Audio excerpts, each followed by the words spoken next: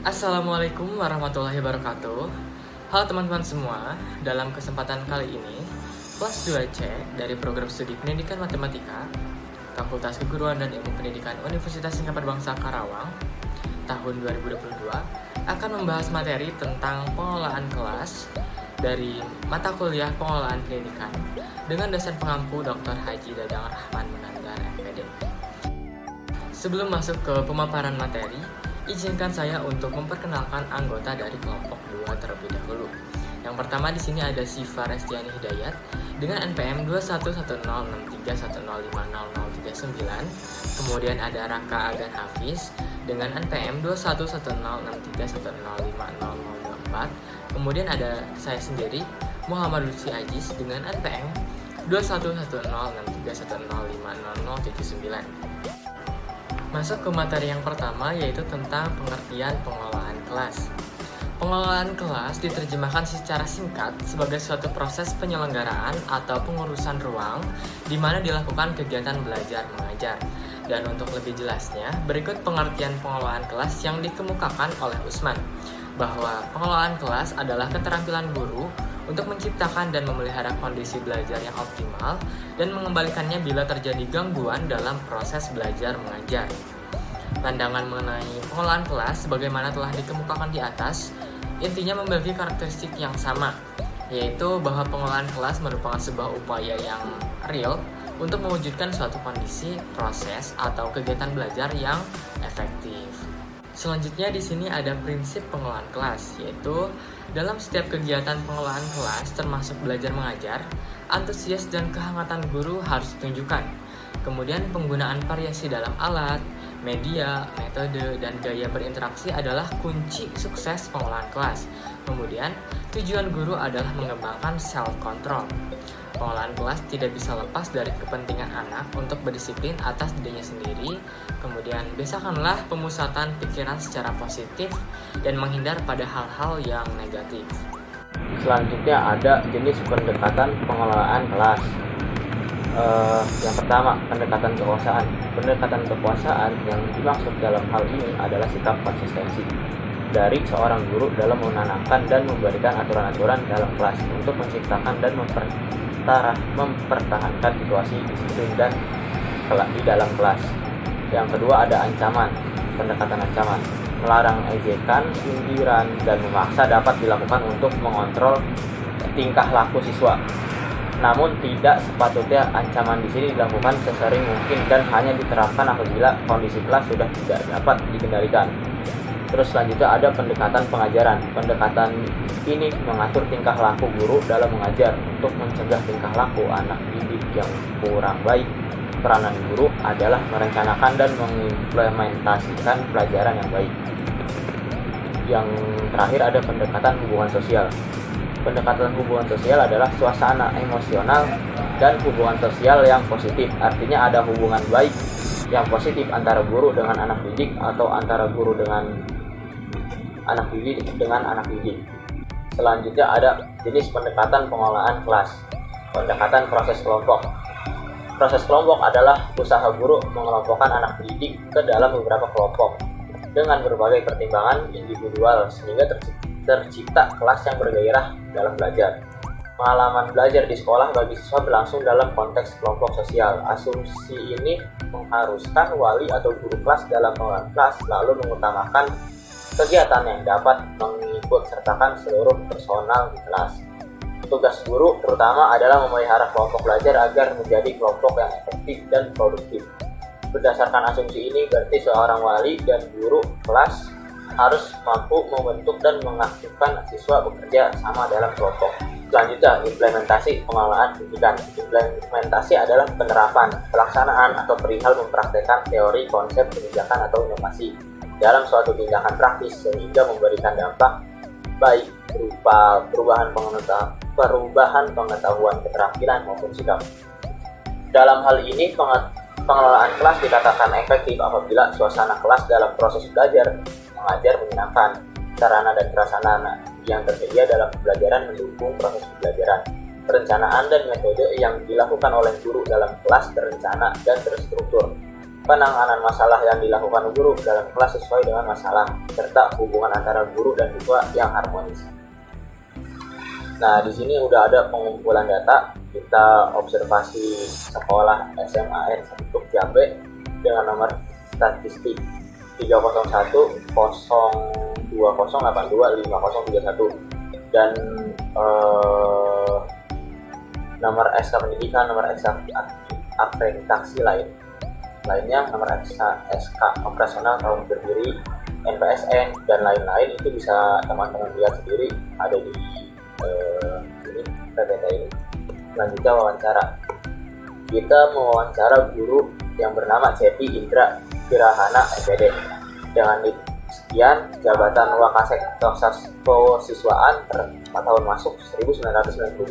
Mata pelajaran yang beliau ajar adalah matematika. Alamat beliau adalah perumahan Pemda Jalan Mutiara Blok D nomor 14. Nah, di sini ada fasilitas yang diambil dari rata-rata di setiap kelasnya. Yang pertama itu ada meja, jumlahnya ada 18 dengan kondisi baik. Yang kedua, kursi dengan jumlah 36 dengan kondisi baik. Yang ketiga ada papan tulis dan jumlahnya ada 2 dengan kondisi baik. Yang keempat, lemari dengan jumlah 1 dengan kondisi baik. Yang kelima ada proyektor dengan jumlah 1 dengan kondisi baik. Yang keenam, AC atau kipas jumlahnya ada 1 dengan kondisi baik. Nah, di sini adalah observasi ketika sedang pembelajaran di kelas. Di kelas tersebut menampung 32 siswa dengan dilengkapi fasilitas yang mencukupi kebutuhan proses pembelajaran. Nah, di sini ada implementasi pengelolaan pendidikan di SMA 1 Teluk Jambe. Pendidik menggunakan gaya kepemimpinan yang demokratis, di mana gaya ini lebih menekankan pada keaktifan siswa dan pemberian kebebasan berpendapat dalam setiap pembelajaran dan lebih menekankan pada pendekatan berdiskusi, sehingga siswa dapat langsung mengaplikasikan materi yang sedang dibahas. Setiap kelas memiliki fasilitas yang cukup dengan dalam kondisi baik, di mana di dalam kelas terdapat meja, kursi, papan tulis, meja guru, lemari, dan kelas yang dipakai bersih, aman, dan nyaman untuk digunakan untuk pembelajaran, sehingga dapat membuat pengelolaan kelas menjadi efektif dan siswa dapat fokus dalam pembelajaran. Kebijakan pengelolaan kelas yang ada di SMA 1 Teluk Jambe sendiri sudah mengikuti standar nasional, di mana menurut Peraturan Menteri Pendidikan Republik Indonesia Nomor 24 Tahun 2007 mengenai sarana prasarana sekolah menengah atas, SMA Teluk 1 Jambe sudah pada standar yang ada. Selain itu, SMA Teluk 1 Jambe telah mengikuti kebijakan di dalam kelas pada saat transisi pandemi COVID-19, di mana setiap kelas terdapat tempat cuci tangan, hand sanitizer, alat ukur suhu tubuh, masker, serta menyediakan meja, kursi sendiri-sendiri.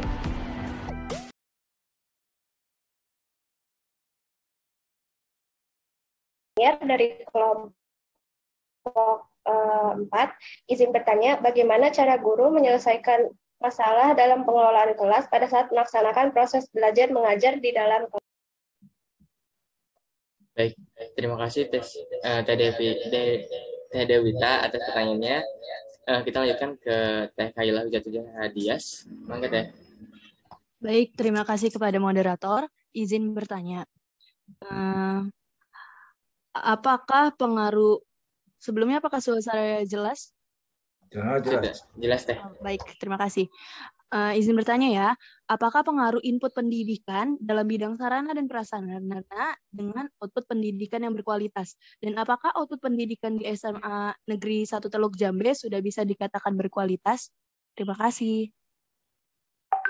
Baik, terima kasih Teh Kaila atas pertanyaannya. Dilanjutkan dengan Teh Desi Melawati. Mangga Teh. Baik, terima kasih kepada moderator. Saya Desi Melawati dari kelompok 1, izin bertanya kepada kelompok 2.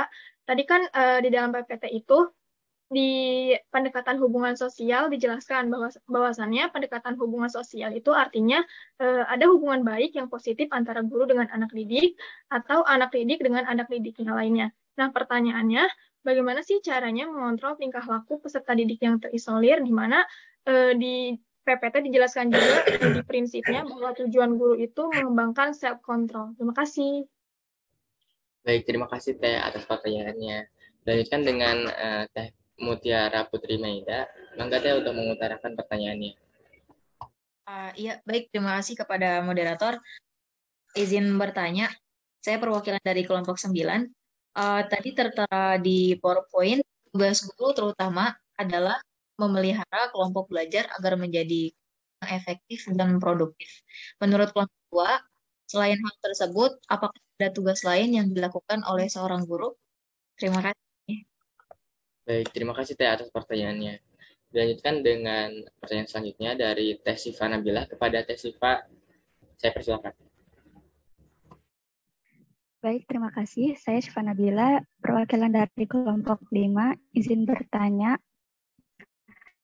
menurut kelompok kalian bagaimana cara seorang guru dalam pengelolaan kelas agar peserta didik tidak takut menerima tantangan? Baik, terima kasih Teh Siva Nabila atas pertanyaannya. Dilanjutkan dengan pertanyaan selanjutnya dari Teh Indari Oktapinata. Kepada Teh Indari, saya persilakan. Baik, terima kasih kepada moderator. Saya Indari Oktapinata dari kelompok 10. Izin bertanya. Pada PowerPoint itu kan ada pendekatan ancaman. Nah, pendekatan ancaman tersebut dapat dilakukan jika kelas dalam kondisi tidak dapat dikendalikan. Nah, maksud dari tidak dapat dikendalikan itu yang seperti apa? Lalu bagaimana jika siswa tersebut tidak patuh dan malah melawan? Terima kasih. Baik, terima kasih Teh Indari atas pertanyaannya. Lanjutkan dengan pertanyaan selanjutnya dari Teh Devina Dewi Darmawanti. Kepada Teh Devina, saya persilakan. Mangga Teh. Ya, izin bertanya, Kang. Kan dalam pembentukan kelompok belajar itu kan pasti ada salah satu anggota kelompok yang kurang berkontribusi dalam kelompok belajar tersebut. Nah, lalu bagaimana seorang guru itu dapat menciptakan kelompok belajar yang efektif dan produktif untuk seluruh anggota kelompoknya? Itu aja yang ditanyakan. Terima kasih. Baik, terima kasih Teh Devina atas pertanyaannya. Dilanjutkan dengan pertanyaan selanjutnya dari Kang Muhammad Giovanni Eka Saputra. Kepada Kang Geo, saya persilakan.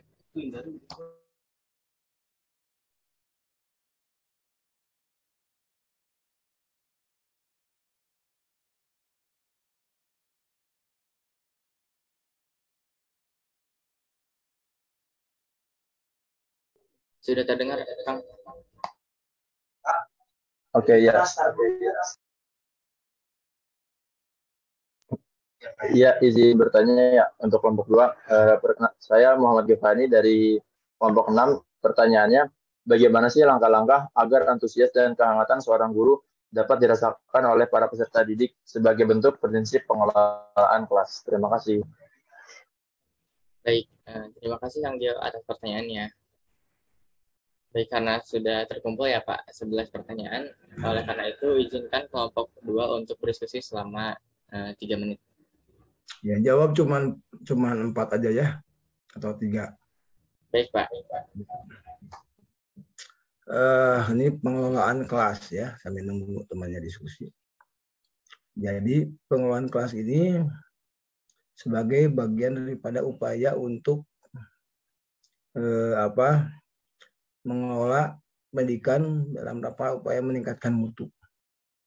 Nah, saya tadi belum melihat ya nih untuk kelompok 2 mengenai regulasi yang berkaitan dengan fisik. Maksudnya, tadi kan baru disebutkan satu sampel kelas ya. Hasil observasi di SMA 1 Toktiam itu ada berapa kelas, ada berapa ruangan, digunakan untuk apa saja. Ya, kemudian persyaratan ruangan itu ukurannya berapa kali berapa, ya, dan boleh diisi oleh berapa orang rasionya. Nah, itu juga catatan ya. Nah, karena bagaimanapun juga bahwa kenyamanan belajar sangat bergantung kepada ruang gerak peserta didik di dalam kelas. Kalau ruang kelasnya berisi 32 orang, taruhlah ruang gerak setiap individu itu kurang lebih 2 meter persegi, 32 dikali 2 itu sama dengan berapa? 64. 64 itu berarti 7 kali berapa? 64 tuh. 7 kali 8 ya misalkan ya. panjangnya 8, lebarnya 7. Tapi kan di kedepannya harus ada ruang gerak, itu baru di depannya harus ada ruang gerak untuk guru berjalan-jalan dan sebagainya. Ya, kalau memang lebarnya 7, biasanya ruang geraknya 4 meter. Jadi ruang kelas itu logikanya 12 kali 7 atau 12 kali 8. Itu baru ruangnya, belum halamannya. Nah, ini patut dipahami ya. Karena ketika siswa dalam kelas perlu kenyamanan, perlu ruang gerak, perlu oksigen yang banyak. Berarti ada bukaan-bukaan, ada cahaya, apa saja yang harus disimpan di ruangan itu. Misalkan gambar-gambar yang sifatnya mendidik ya. Ini harus kamu kuasai karena kamu kan nanti akan ke sekolah. Dan ke sekolah dalam kegiatan PLP ya. Nah, itu pengelolaan yang fisiknya. Ya. Di mana keamanannya? Kan di dalam kelas itu bisa saja ada info, ada proyektor, ada komputer, ada CCTV ya. Di mana manajemen keamanannya? Nah, ini di dalam episode pasti ke depan, catatan aja nih, karena ini sudah dilakukan oleh kelompok 2, bagus sekali itu. Yang nanti ditambahkan. Bagaimana keamanannya? Barang-barang di situ. Berarti harus ada regulasi yang mengatur. Kan ada jam istirahat. Apakah boleh peserta didik masih di ruangan kelas? Nah, sedangkan di sana ada benda-benda orang lain juga, ada barang-barang orang lainnya. Begitu. Jadi ada regulasinya. Itu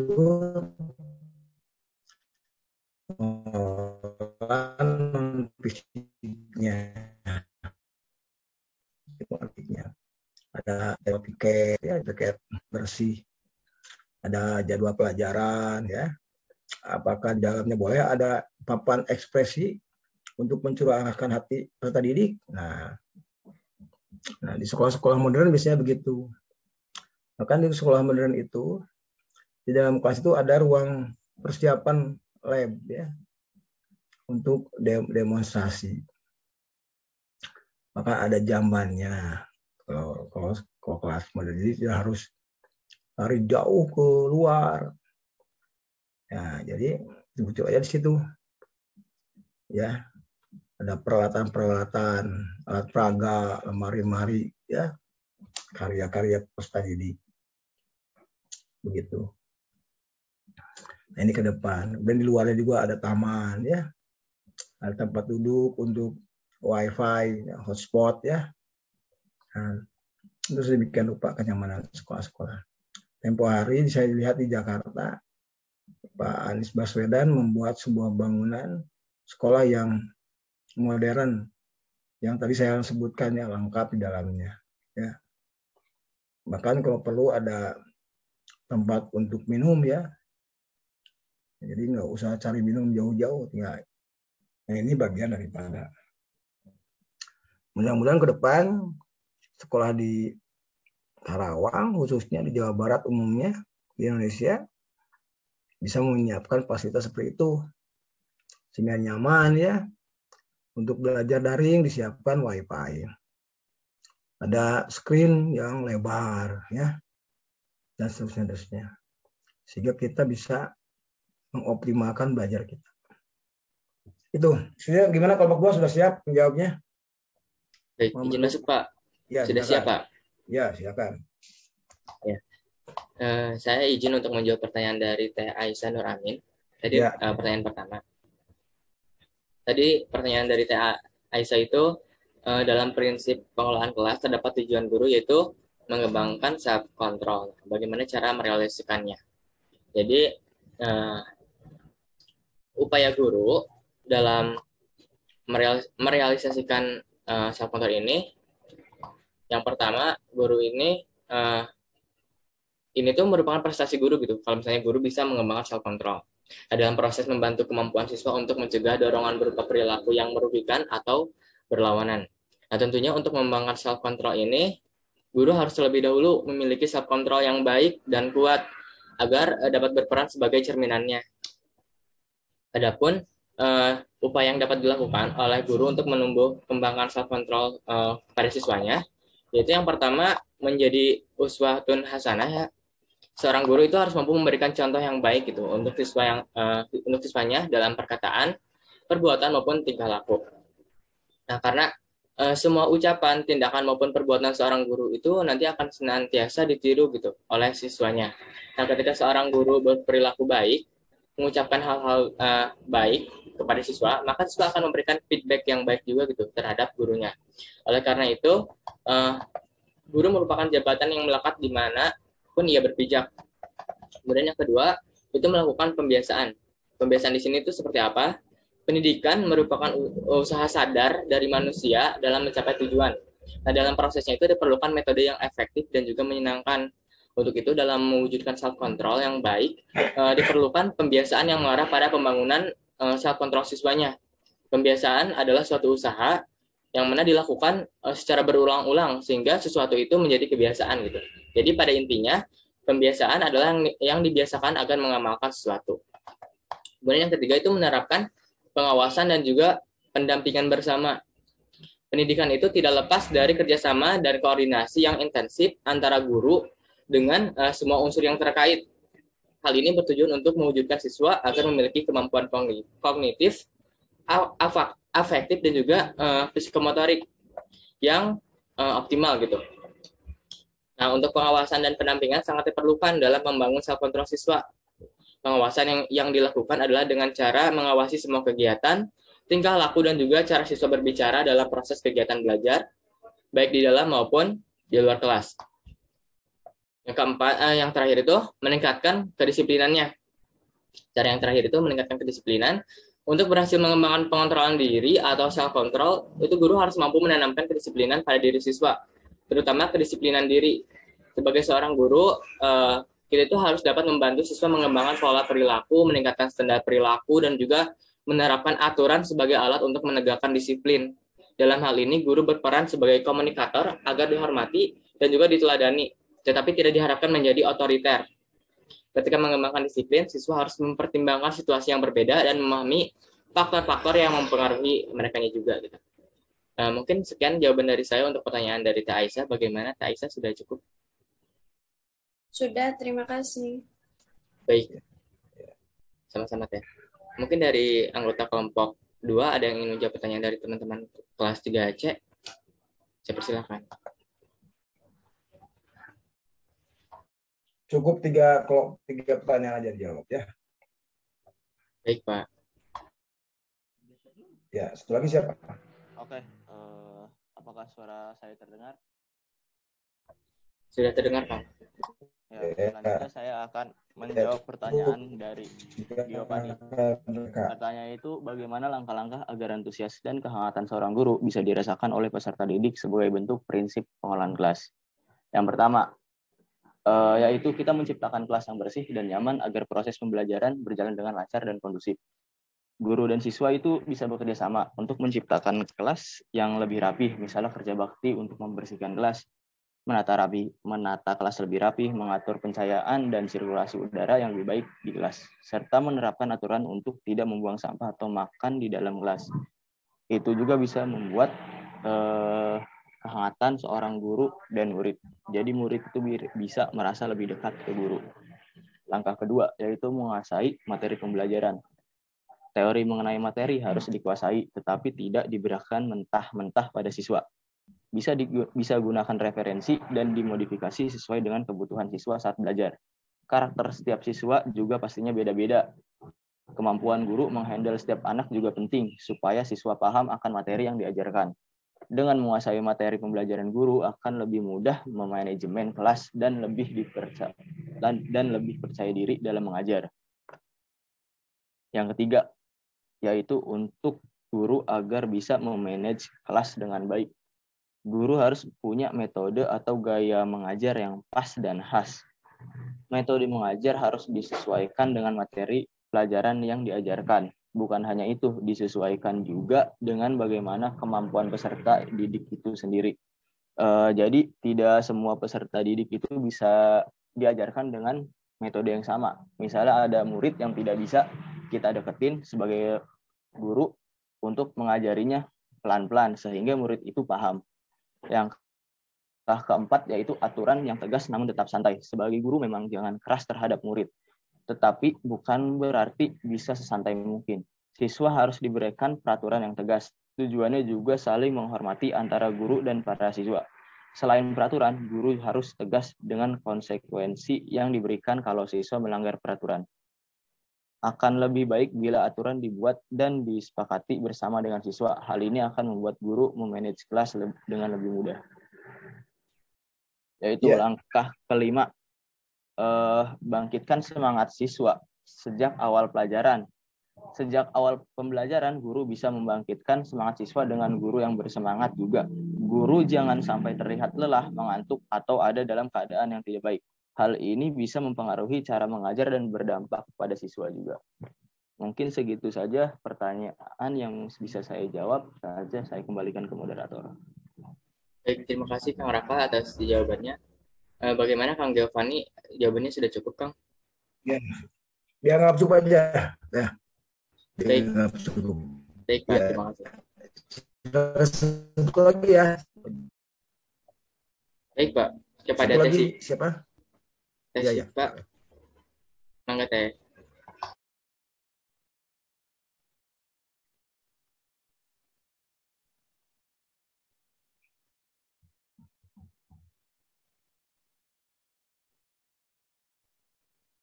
Ya, saya akan menjawab. Saya cepat bisa. Pertanyaan dari Teh Dewita. Bagaimana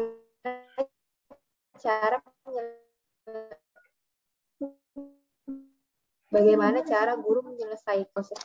Jadi jika siswa melakukan kesalahan di dalam kelas, sebaiknya guru yang pertama itu jangan menegur siswa di hadapan kawan-kawannya. Yang kedua, dalam pemberian peringatan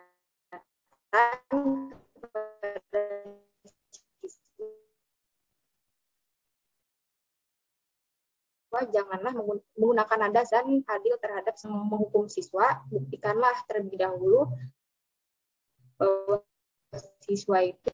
Sekian jawaban dari saya kembalikan kepada moderator. Baik, terima kasih Teh Sipa atas jawabannya.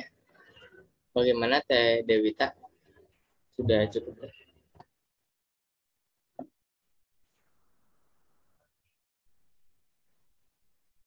Baik.